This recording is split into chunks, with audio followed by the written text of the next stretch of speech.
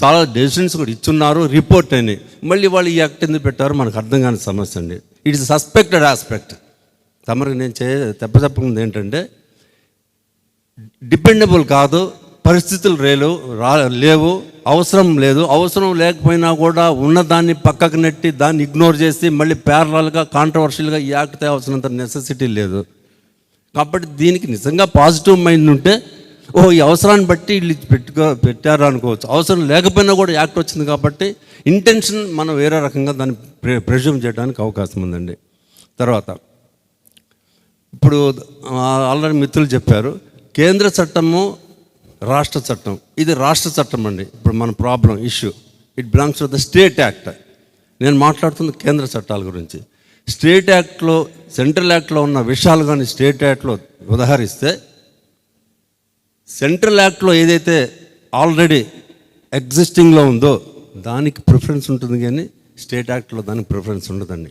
Already my friends, if it is repugnant goes in contra, automatically whatever stated in the central act, that will be taken, that will be prevailed in the eye of the bench and bar. జడ్జెస్లో కానివ్వండి, న్యాయవాదులు కానీ మేము దాన్నే propose చేస్తాం. Central యాక్ట్లో ఉంది కాబట్టి state యాక్ట్లో ఉన్న విషయాన్ని డిపెండ్ కాకూడదు. We have to follow the ingredient of the central act. జిల్లా కోర్టులు తీసేశారు, మేము ఆర్గ్యూ చేసేది లేదు, పెట్టేది లేదు. హైకోర్టుకి వెళ్ళింది అనుకోండి, high court will depend on the central act. What is this non sense? In the central act it so stated. Mister so how can you insist the court to depend on your state act? That will be the question by the high court. Suppose high court కూడా వీళ్ళకి ఈ యాక్ట్కి అనుకూలంగా ఇచ్చింది అనుకున్నాం తీర్మానం. If the matter goes to Supreme Court always follows the central acts. అంటే ఆ issue గురించి సెంట్రల్ యాక్ట్లో ఉదాహరించి, ఆ సెక్షన్స్ గురించి ఉదాహరించి ఉంటే, ఆ ప్రిన్సిపల్ ఆఫ్ లా సెంట్రల్ యాక్ట్లో ఉంటే, సుప్రీంకోర్టు సెంట్రల్ యాక్ట్కి మాత్రమే డిపెండ్ అవుతుంది, కానీ స్టేట్ యాక్ట్ మాత్రం డిపెండ్ కాదండి.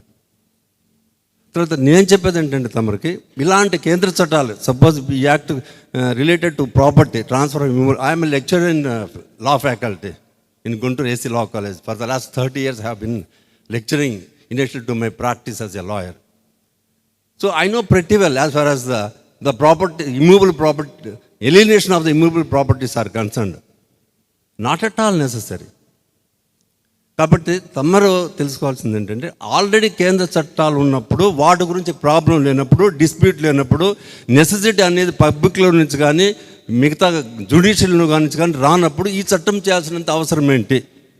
ఓకే, చట్టాన్ని తీసుకొచ్చారు, ఆ చట్టాన్ని డీల్ చేసే వాళ్ళకి కాంపిటెన్సీ ఉండాలి కదా. They should have become the law graduates, not normal revenue officers. ఎవరినో తీసుకొచ్చి కూర్చోబెట్టి ఆయనకి జేసీ అయితే మాకేంటి, లేకపోతే ఇంకేదో డైరెక్టర్ అయితే మాకేంటి, చైర్మన్ అయితే మాకేంటి? You should know what's what. ఇప్పుడు మేము ఆర్గ్యూ చేయాలంటే, చైర్లో కూర్చున్న ఆయనకి నాలెడ్జ్ ఉందిరా అనుకుంటే మేము త్వరగా ఆర్గ్యూ చేస్తాం. చైర్లో కూర్చున్న ఆయనకి నాలెడ్జ్ రాలేదంటే మా నోట్లో నుంచి మాట రాదు, చెవిటి వాడి ముందు శంఖ వదిలినట్టు అవుతుంది. కాబట్టి అది కూడా కాదు, సెంట్రల్ యాక్ట్స్ ఉన్నాయి. ఇంకో విషయం ఏంటంటేనండి, సెంట్రల్ యాక్ట్స్ ఉన్నప్పుడు స్టేట్ యాక్ట్లో చేసినా కూడా all the central acts will be together. దీనికి సంబంధించిన నెగోషియబుల్ ఇన్స్ట్రుమెంట్ అనే యాక్ట్ ఒకటి ఉంది, ట్రాన్స్ఫర్ ఆఫ్ టీపీ యాక్ట్ అంటారు, టీపీ యాక్ట్ ఉంది, కాంట్రాక్ట్ యాక్ట్ ఉంది, ఇన్సాల్వెన్స్ యాక్ట్ ఉంది, ఇన్సూరెన్స్ యాక్ట్ ఉంది, చాలా యాక్ట్స్ ఉన్నాయండి. ఇంకో 2 యాక్ట్స్ ఉంటాయి.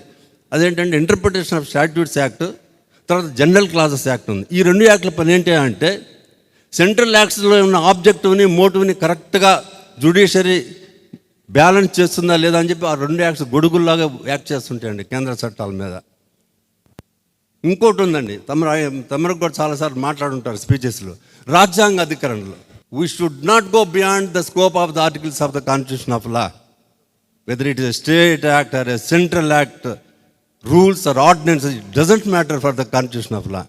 What ever it is there in the constitution, you are suppose to follow, you are ought to follow. అది కాన్స్టిట్యూషన్ లాగా మించి నువ్వు ఇక్కడ ఏమి చేయడానికి వీల్లేదు.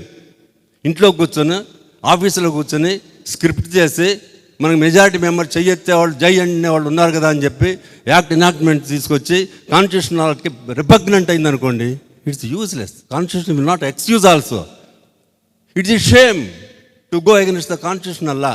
It's dangerous also. It's unethical. It's not only unlawful, unethical sir. నైతిక విలువలు లేని యాక్ట్ కిందకు వస్తుంది. దీంట్లో నైతిక విలువలు లేవండి. It's not only unlawful, unethical totally, because there are no morals. So తమరు మాట్లాడాల్సింది ఏంటంటే నేను ముఖ్యంగా నా వైపు నుంచి